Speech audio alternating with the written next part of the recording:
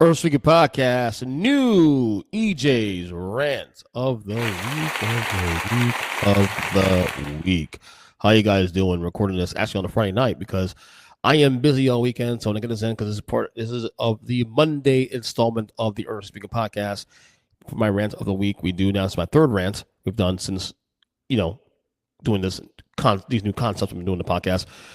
And I got a rant this week. Oh, this is not really a rant. Today's words of the day or rant of the week is actually something more not somber, but more uplifting and positive and something that's very nice.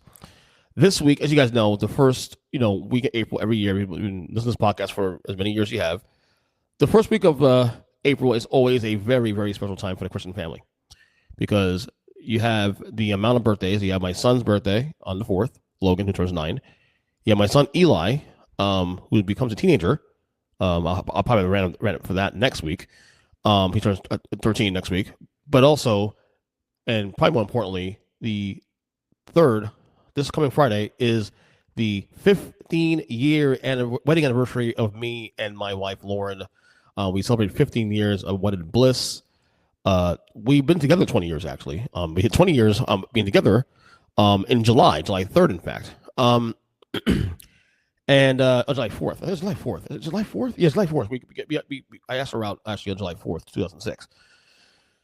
And, I've been reflecting a lot on 15 years. And we're probably not going to do nothing. I don't know. Her and I have been bouncing on ideas about what to do on our anniversary. But honestly, we'll probably get a babysitter. And we got birthdays coming up too. Also, a lot of things going on around that. So we don't know if we're going to do anything on the day of or the day before. We don't know exactly. We may do something, may not do something. It doesn't matter.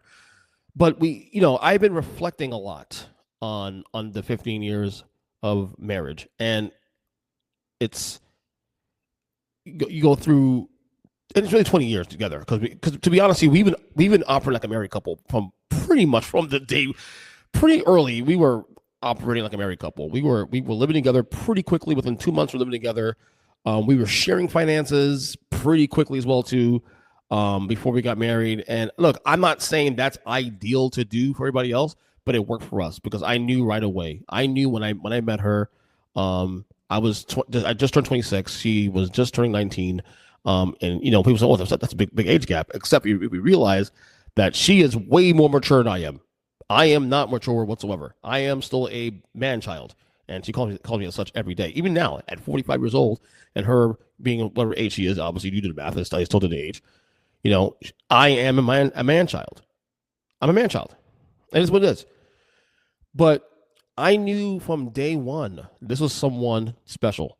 I knew from day one this is someone I could trust. This is someone I knew from day one that I could not live without. And we have now been together 20 years this year. And look, there's a lot of folks, friends of mine, people around me, divorces going left and right. And I feel like it's gotten worse around me, especially with people around in my area. People just, for whatever reason, and I'm not saying the reasons are not valid. People have the reasons, and that's their right to do what they want to do. But I'm not trying to toot my own horn here, or our horn here for a matter. But I feel like what my wife and I have, and what we've put together with our beautiful family here, very simple life we live here in South Florida, is a very special thing. And people say that a lot too also. Like we don't go out and brag about our marriage. I don't do that. I mean, obviously I brag about my wife all the time and so much I love her and this and that. But we don't brag about the do's and don'ts because we are not special in that way. Like we fight all the time. In fact, we're actually going through issues now. And I'm not going to go into details about that, but even now we're going through issues, but we're working on those things. That's the difference, I think, between me and my wife and many other couples, that we see challenges and we go through it. I don't want to be with anybody else. She doesn't want to be with anybody else. We love our family. We love each other. We care about each other very much as people, as lovers, as friends. And I think that's the thing that separates, I guess, something that her and I put together versus the modern marriages today, 2026.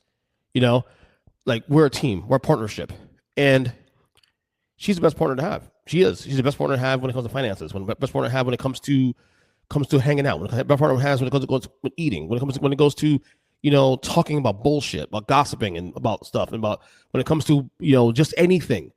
She's the best person to talk to. I can trust her with anything. She's the only person in my life. My mom probably comes the closest that I can tell her something and I can tell her that with full confidence. Like I 100% trust no matter what. And that's real trust. That's real vulnerability. Because I'm not someone who's always been very vulnerable.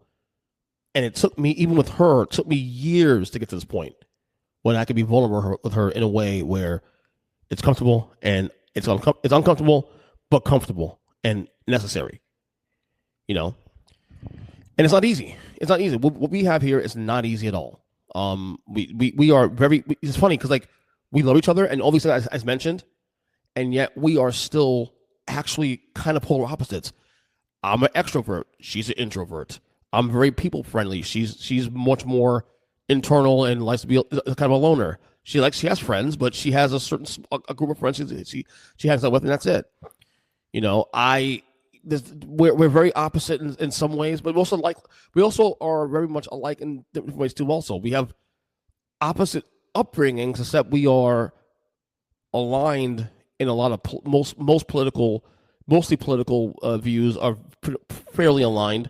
I would say, with her, she's definitely much more liberal than I am, but we're both left-leaning, if you want to call that. Although I hate labels, of course. I hate labels. But when it comes also to like spirituality, we're very much in tune each other for the most part also too. And I've just been reflecting all day about how, the early days when we used to, just hang out and do the simple things. Go to breakfast on Saturday mornings, have pancakes, go to the pancake house. And, and then we got married and all this stuff. And there are things I wish I could have done with her before we became parents. I wish we traveled more. I wish we did a little more things, but that's part of the journey. You don't know any better until you know better. Right. But I just want to take time to reflect on a woman who continues to inspire me, who continues even when she pisses me the fuck off. And it happens often, still inspires me to be better. Still challenges me in many ways that is, I sometimes don't even realize it. The health stuff now too, also what I'm dealing with. And she's obviously taken it and run with it the last couple of years. She inspired me in that fashion too. And I just look at what we have and I admire the life we've built. I admire it. I just think that, again, I'm not to my own horn here or her horn or whatever. I'm just saying that, we have something special. We do. And 15 years later, I'm being married. It's truly, I'll tell you what, 15 years in today's age is actually pretty impressive because again, there are people who I know that don't make it a 5, make it a 3. They get married, had this big pomp and circumstance wedding, and then they burn out within a few years. Why not that couple? And look, I can't guarantee we'll be together forever. I can't guarantee that she might one day wake up and say, you know what, you're just a piece of shit. Let's go. Can't guarantee that. But I would say the percentages of us, being together until my dying day or her dying day is fairly high. It's pretty high. because we are committed. We are committed to each other. We are committed to this process, committed to being partners, raising our children, hoping to have grandchildren. We have a lot of plans together. We want to start traveling more. We're actually, like I said, I've been saying the podcast for a few times now. We do plan on making, a yearly trip to New York for her and I just to get away for a weekend. We have one planned later in the year. That's our thing now. We have a lot of things we built upon. She's even now come on the podcast now. She's doing this or that every Friday with me now, which is another bonding experience for us now. She finds ways to be a part of my life, and vice versa. I do as well. And I just want to say, Lauren, I love you, and thank you for an amazing 15 years marriage, 20 years together. I'll probably do a rant in July for the 20th anniversary of our actual dating, of course. We'll see. But anyway, that is it for this rant of the week. All right, enjoy, folks, all the content coming this week on Earnestly Speaking Podcast. Until next episode, we will talk to you guys soon. Enjoy the rest of your week.